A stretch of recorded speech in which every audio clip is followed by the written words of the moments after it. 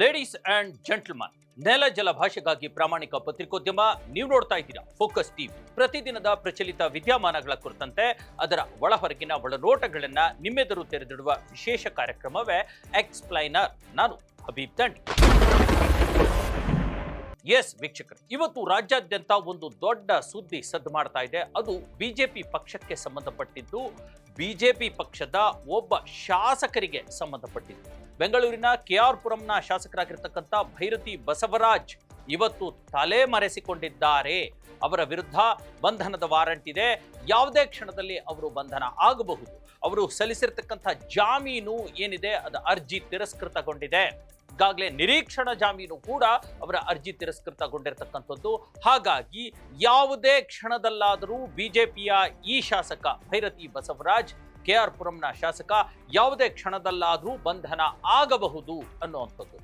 ಏನು ರೌಡಿ ಬಿಕ್ಲು ಶಿವ ಅವರ ಒಂದು ಮರ್ಡರ್ ಕೇಸ್ನಲ್ಲಿ, ಆತನ ಒಂದು ಮರ್ಡರ್ ಕೇಸಿನಲ್ಲಿ ದೊಡ್ಡ ಮಟ್ಟದ ಹೆಸರು ಭೈರತಿ ಬಸವರಾಜ್ ಅವರದ್ದು ಕೇಳಿ ಬಂದಿತ್ತು. ಈ ಹಿನ್ನೆಲೆಯಲ್ಲಿ ಅವರ ಬಿಕ್ಲು ಶಿವ ಅವರ ಸಂಬಂಧಿಕರು ಕೊಟ್ಟಿರ್ತಕ್ಕಂಥ ಒಂದು ಕಂಪ್ಲೇಂಟ್ನಲ್ಲಿ ಭೈರತಿ ಬಸವರಾಜ್ರನ್ನು ಕೂಡ ಆರೋಪಿಯನ್ನಾಗಿಸಿ ಅವರ ಮೇಲೆ ಪ್ರಕರಣ ದಾಖಲಾಗಿತ್ತು.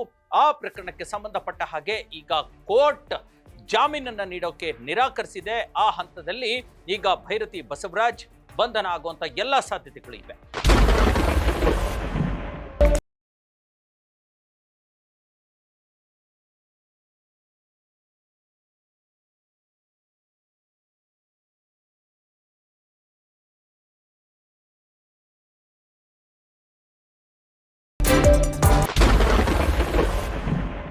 ವಿಚಿತ್ರ ಅಂದ್ರೆ, ಒಬ್ಬ ಕ್ಷೇತ್ರದ ಶಾಸಕರಾಗಿಯೂ ಜನಪ್ರತಿನಿಧಿಯಾಗಿಯೂ ಅದರಲ್ಲೂ ಮಾಜಿ ಮಂತ್ರಿಯಾಗಿಯೂ ಬಿಜೆಪಿ ಸರ್ಕಾರದ ಮಾಜಿ ಮಂತ್ರಿಯೂ ಆಗಿರ್ತಕ್ಕಂಥ ಭೈರತಿ ಬಸವರಾಜ್ ಇವತ್ತು ತಲೆ ತಪ್ಪಿಸಿಕೊಂಡು, ಅಕ್ಷರಶಃ ತಲೆ ತಪ್ಪಿಸಿಕೊಂಡು, ತಲೆ ಮರೆಸಿಕೊಂಡು, ಬಚ್ಚಿಟ್ಟುಕೊಂಡು ಬದುಕುವಂತಹ ಪರಿಸ್ಥಿತಿ ನಿರ್ಮಾಣವಾಗಿದೆ.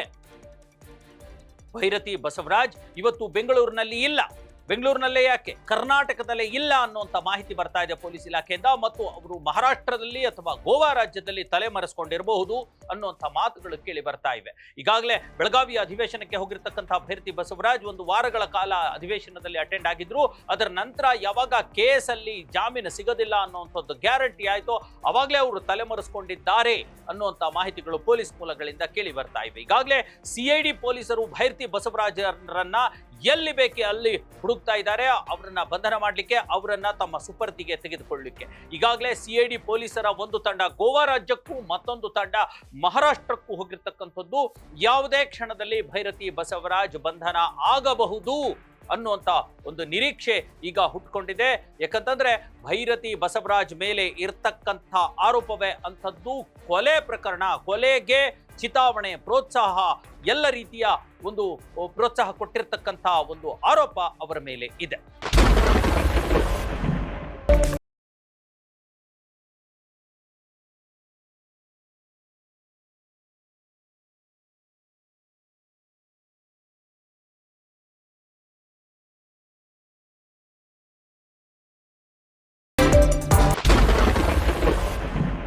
ಎಸ್ ವೀಕ್ಷಕರೇ, ಭೈರತಿ ಬಸವರಾಜ್ ಮೂಲತಃವಾಗಿ ಕಾಂಗ್ರೆಸ್ ಪಕ್ಷದಲ್ಲಿದ್ದಂತಹವರು. ಅವರು ಈಗೇನು ಮುಖ್ಯಮಂತ್ರಿ ಸಿದ್ದರಾಮಯ್ಯನವರಿದ್ದಾರೆ ಅವರಿಗೆ ಬಲಗೈ ಭಂಟರಾಗಿಯೇ ಇದ್ರು. ಅವಾಗ ಅಂದ್ರೆ 2013-18 ಕೂಡ ಆ ಚುನಾವಣೆ, 13ರ ಚುನಾವಣೆಯಲ್ಲಿ, ನಂತರ 18ರ ಚುನಾವಣೆಯಲ್ಲೂ ಕೂಡ ಅವರು ಸಿದ್ದರಾಮಯ್ಯನವರಿಗೆ ಬಲಗೈ ಭಂಟರಾಗಿಯೇ ಇದ್ರು. ಅವ್ರ ಜೊತೆಗೆ ಶಾಸಕರಾಗಿ ಕೆಲಸವನ್ನು ಕೂಡ ಮಾಡಿದ್ರು ಮತ್ತು ಸಿದ್ದರಾಮಯ್ಯನವರಿಗೆ ಒಂದು ಬೆನ್ನಿಗೆ ಬೆನ್ನಾಗಿ ನಿಂತಿದ್ರು. ಭೈರತಿ ಬಸವರಾಜ್ ಅಲ್ಲದೆ ಈಗ ಹೊಸಕೋಟೆಯ ಶಾಸಕರಾಗಿದ್ದಂತಹ MTB ನಾಗರಾಜ್, H ವಿಶ್ವನಾಥ್ ಕೂಡ ಅವರ ಬೆನ್ನಿಗೆ ಇದ್ರು, ಸಿದ್ದರಾಮಯ್ಯನವರ ಬೆನ್ನಿಗೆ. ಆದರೆ ಪರಿಸ್ಥಿತಿ ಏನಾಯ್ತು, 2018ರಲ್ಲಿ ಕಾಂಗ್ರೆಸ್ ಪಕ್ಷದಿಂದ ಸ್ಪರ್ಧಿಸಿರ್ತಕ್ಕಂಥ ಭೈರತಿ ಬಸವರಾಜ್ ಬಿಜೆಪಿಯ ಆಪರೇಷನ್ ಕಮಲಕ್ಕೆ ಒಳಗಾಗಿ, ಅವರ ಒಂದು ಆಮಿಷಕ್ಕೆ ಒಳಗಾಗಿ ಕಾಂಗ್ರೆಸ್ ಪಕ್ಷಕ್ಕೆ ಕೈ ಕೊಟ್ಟು ಬಿಜೆಪಿ ಪಕ್ಷವನ್ನ ಸೇರಿ ಅಲ್ಲಿ ತಮ್ಮ ಸ್ಥಾನಕ್ಕೆ ರಾಜೀನಾಮೆಯನ್ನು ಕೊಟ್ಟು ಉಪಚುನಾವಣೆಯನ್ನು ಆಗುವಂತೆ ಮಾಡಿಕೊಂಡು, ಅದರ ನಂತರ ಬಿಜೆಪಿ ಸರ್ಕಾರದಲ್ಲಿ ಮಂತ್ರಿಯೂ ಆಗಿ ಸಾಕಷ್ಟು ಒಂದು ರೀತಿಯ ಮೆರೆದು ಬಿಟ್ರು. ಅಧಿಕಾರದ ಆಸೆಯನ್ನ, ದಾಹವನ್ನ ಎಲ್ಲವನ್ನು ಕೂಡ ತೀರಿಸಿಕೊಂಡು ಬಿಟ್ರು. ಅಲ್ಲಿವರೆಗೂ ಅಂದ್ರೆ 2018ರ ಚುನಾವಣೆವರೆಗೂ ಸಿದ್ದರಾಮಯ್ಯನವರೊಂದಿಗೆ ಒಂದು ನಂಟಸ್ತನ ಇದ್ದಂತಹ ಭೈರತಿ ಬಸವರಾಜ್ ಯಾವಾಗ ಅವರು ಕಾಂಗ್ರೆಸ್ ಪಕ್ಷಕ್ಕೆ ಕೈಕೊಟ್ಟು ಬಿಜೆಪಿ ಸೇರ್ಕೊಂಡ್ರೋ ಆವಾಗ ಸಿದ್ದರಾಮಯ್ಯನವರ ಮತ್ತು ಬಸವರಾಜ್ ರವರ ನಂಟು ಮುಗಿದು ಹೋಯಿತು. ಅಲ್ಲಿಗೆ ಅದು ಕಟ್ ಆಯಿತು. ಅದಾದ್ಮೇಲೆ ಅವರು ಬಿಜೆಪಿ ಪಕ್ಷದೊಂದಿಗೆ ನಂಟನ್ನ ರೂಪಿಸ್ಕೊಂಡು ಈ ಹಂತಕ್ಕೆ ಬೆಳೆದ್ರು. ಜೊತೆಗೆ ಯಾವಾಗ ಅಧಿಕಾರ ಬಂತು, ಮಂತ್ರಿಯೂ ಆದ್ರು, ಅವಾಗ ಅಲ್ಲಿರ್ತಕ್ಕಂಥ ತಮ್ಮ ಹೆಡೆಗಳನ್ನ ಬಿಚ್ಚೋದಕ್ಕೆ ಪ್ರಾರಂಭ ಮಾಡಿದ್ರು ಭೈರತಿ ಬಸವರಾಜ್. ಅಧಿಕಾರದ ಆಸೆ, ದುರಾಸೆ, ಭೂದಾಹದ ವ್ಯವಹಾರಗಳು, ಅವ್ಯವಹಾರಗಳು, ಶಾಸಕ ಸ್ಥಾನದ ದರ್ಪ ಎಲ್ಲವನ್ನೂ ಬಳಸಿಕೊಂಡು ಅಲ್ಲಿ ತಮ್ಮ ಪ್ರಭುತ್ವವನ್ನ KR ಪುರಂನಲ್ಲಿ ತಮ್ಮ ಪ್ರಭುತ್ವವನ್ನ ವಿಧಾನಸಭಾ ಕ್ಷೇತ್ರದಲ್ಲಿ ಸಾಧಿಸೋದಕ್ಕೆ ಹೋಗಿರ್ತಕ್ಕಂಥ ಬಸವರಾಜ್ ಇವತ್ತು ಈ ಪರಿಸ್ಥಿತಿಗೆ ಬಂದು ನಿಂತಿದ್ದಾರೆ. ಬಿಕ್ಲು ಶಿವ ಅನ್ನುವಂಥ ಒಬ್ಬ ರೌಡಿಯನ್ನ, ಆತನ ಒಂದು ಕೊಲೆ ಆರೋಪದಲ್ಲಿ ಅವರು ಸಿಕ್ಕಾಕೊಂಡಿದ್ದಾರೆ. ಪರಿಣಾಮ ಈಗೇನು ಜಾಮೀನು ಸಿಗದೆ ತಲೆಮರೆಸ್ಕೊಂಡು ಓಡಾಡುವಂಥ ಪರಿಸ್ಥಿತಿ ಬಂದಿದೆ. ಒಬ್ಬ ಜನಪ್ರತಿನಿಧಿಗೆ, ಶಾಸಕನಿಗೆ ಈ ತರಹದ ಪರಿಸ್ಥಿತಿ ಬರಬೇಕಾ ಅನ್ನುವಂಥ ಪ್ರಶ್ನೆ KR ಪುರಂನ ಜನತೆ, ಮತದಾರರು ಮಾಡ್ತಿದ್ದಾರೆ.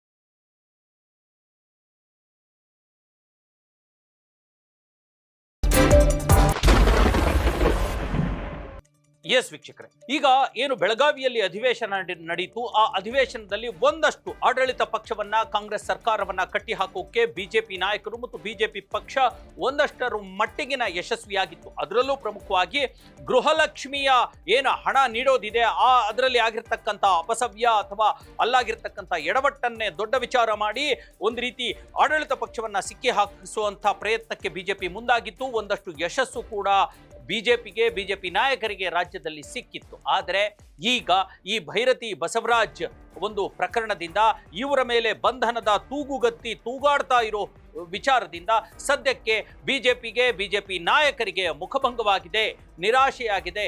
ಆ ಒಂದು ಕ್ರೆಡಿಟ್ ಅನ್ನ, ಅಂದ್ರೆ ಗೃಹಲಕ್ಷ್ಮಿ ಆಗಿರಲಿ ಅಥವಾ ರಾಜ್ಯ ಸರ್ಕಾರದ ಆಡಳಿತ ವೈಫಲ್ಯ ಆಗಿರಲಿ ಅಥವಾ ಕುರ್ಚಿ ಕಿತ್ತಾಟದ ಜಗಳದಿಂದ ಕಾಂಗ್ರೆಸ್ ಪಕ್ಷಕ್ಕೆ ಮತ್ತು ಕಾಂಗ್ರೆಸ್ ಸರ್ಕಾರಕ್ಕೆ ಆಗಿರ್ತಕ್ಕಂಥ ಒಂದು ರೀತಿಯ ಅವಮಾನ ಮತ್ತು ಹಿನ್ನಡೆ, ಆ ಎಲ್ಲ ಕ್ರೆಡಿಟ್ ಅನ್ನ ತೆಗೆದುಕೊಳ್ಳೋದಕ್ಕೆ ಹೊರಟಿರ್ತಕ್ಕಂಥ ಬಿಜೆಪಿ ನಾಯಕರಿಗೆ, ರಾಜ್ಯ ಬಿಜೆಪಿ ನಾಯಕರಿಗೆ ಈಗ ಬಸವರಾಜ್ ಪ್ರಕರಣ ಒಂದು ರೀತಿಯ ಗಂಟಲಲ್ಲಿ ಮುಳ್ಳು ಸಿಕ್ಕಿ ಹಾಕಿಕೊಂಡ ಪರಿಸ್ಥಿತಿ ನಿರ್ಮಾಣವಾಗಿದೆ. ಅಲ್ಲದೆ ಈಗಾಗಲೇ ಕಾಂಗ್ರೆಸ್ನಲ್ಲಿ ಒಂದಿಬ್ಬರು ಶಾಸಕರು ಈ ರೀತಿ ಜೈಲು ಸೇರಿದ್ದಾರೆ. ವಿನಯ್ ಕುಲಕರ್ಣಿ ಅವರು ಕೂಡ ಯೋಗೇಶ್ ಗೌಡ ಹತ್ಯೆಯಲ್ಲಿ ಈಗಾಗಲೇ ಪರಪರ ಅಗ್ರಹಾರ ಜೈಲಲ್ಲಿರ್ತಕ್ಕಂಥದ್ದು. ಜೊತೆಗೆ ಚಿತ್ರದುರ್ಗದ ಶಾಸಕ ವೀರೇಂದ್ರ ಪಪ್ಪಿ ಅವರು ಕೂಡ ಈ ತರಹದ ಒಂದು ಅನಧಿಕೃತ ಹಣಕಾಸು ವ್ಯವಹಾರಗಳ ಚಟುವಟಿಕೆಯಲ್ಲಿ ಜೈಲು ಸೇರಿರ್ತಕ್ಕಂಥದ್ದು. ಈಗ ಈ ಇಬ್ಬರ ಕುರಿತಂತೆ ವೀರೇಂದ್ರ ಪಪ್ಪಿ ಅಥವಾ ವಿನಯ್ ಕುಲಕರ್ಣಿಯ ಬಗ್ಗೆ ಬಿಜೆಪಿ ನಾಯಕರು ಮಾತನಾಡೋ ಹಾಗೂ ಇಲ್ಲ, ಬಾಯಿ ಬಿಚ್ಚೋ ಹಾಗಿಲ್ಲ. ಯಾಕಂದ್ರೆ ನೀವು ನಿಮ್ಮ ಶಾಸಕರು ಇಂಥವ್ರು ಅಂತ ಏನಾದ್ರು ಬಿಜೆಪಿ ನಾಯಕರು ಬಾಯಿ ಬಿಚ್ಚಿದ್ರೆ ಕಾಂಗ್ರೆಸ್ ನಾಯಕರು ಉಲ್ಟಾ ಇವರಿಗೆ ತಿವಿತಾರೆ. ನೋಡ್ರಿ, ನಿಮ್ಮ ನಾಯಕರು ಅಥವಾ ನಿಮ್ಮ ಶಾಸಕ ಏನು ಸಾಚಾ ಅಲ್ಲ, ನಿಮ್ಮ ಶಾಸಕನು ಕೊಲೆ ಆರೋಪದಲ್ಲಿ ಸಿಕ್ಕಾಕೊಂಡು ತಲೆಮರೆಸ್ಕೊಂಡಿದ್ದಾರೆ ಅನ್ನುವಂಥ ಒಂದು ಮಾತನ್ನ ತಿರುಗಿಸಿ ಹೇಳೋದಿಲ್ವಾ? ಹೇಳ್ತಾರೆ. ಹಾಗಾಗಿ ಈಗ ಸದ್ಯಕ್ಕೆ ಈ ಒಂದು ಪ್ರಕರಣ ಕೋರ್ಟ್ ಮೆಟ್ಟಿಲಲ್ಲೂ ಕೂಡ ಇದೆ. ಯಾವುದೇ ಕ್ಷಣದಲ್ಲಾದರೂ ಬಂಧನ ಆಗಬಹುದು. ಬಹಳ ಬೇಜಾರಿನ ವಿಚಾರ ಅಂತಂದ್ರೆ ಇವತ್ತು ರಾಜಕಾರಣ ಅನ್ನುವಂಥದ್ದು ಕೇವಲ ಜನಸೇವೆಯಾಗಿ ಉಳಿದಿಲ್ಲ. ಅದು ಬೇರೆ ಬೇರೆ ರೀತಿಯ ವ್ಯವಹಾರ, ಬೇರೆ ಬೇರೆ ರೀತಿಯ ಒಂದು ಅವ್ಯವಹಾರ, ಬೇರೆ ರೀತಿಯ ದಾದಾಗಿರಿ, ಅಧಿಕಾರದ ದುರ್ಬಳಕೆ ಎಲ್ಲವೂ ಕೂಡ ಆಗಿ ಪರಿಣಮಿಸ್ತಾ ಇರತಕ್ಕಂಥದ್ದು ಇವತ್ತು ಸಾಬೀತಾಗ್ತಿದೆ. ಅದಕ್ಕೆ ಸ್ಪಷ್ಟ ಉದಾಹರಣೆ ಇದೇ ವಿನಯ್ ಕುಲಕರ್ಣಿ, ಇದೇ ವೀರೇಂದ್ರ ಪಪ್ಪಿ, ಇದೇ ಭೈರತಿ ಬಸವರಾಜ್ರಂಥ ನಾಯಕರು, ಶಾಸಕರು ಅನ್ನುವಂಥದ್ದನ್ನ ಜನ ಮರಿಬಾರ್ದು, ಮರೆಯೋಲ್ಲ ಕೂಡ.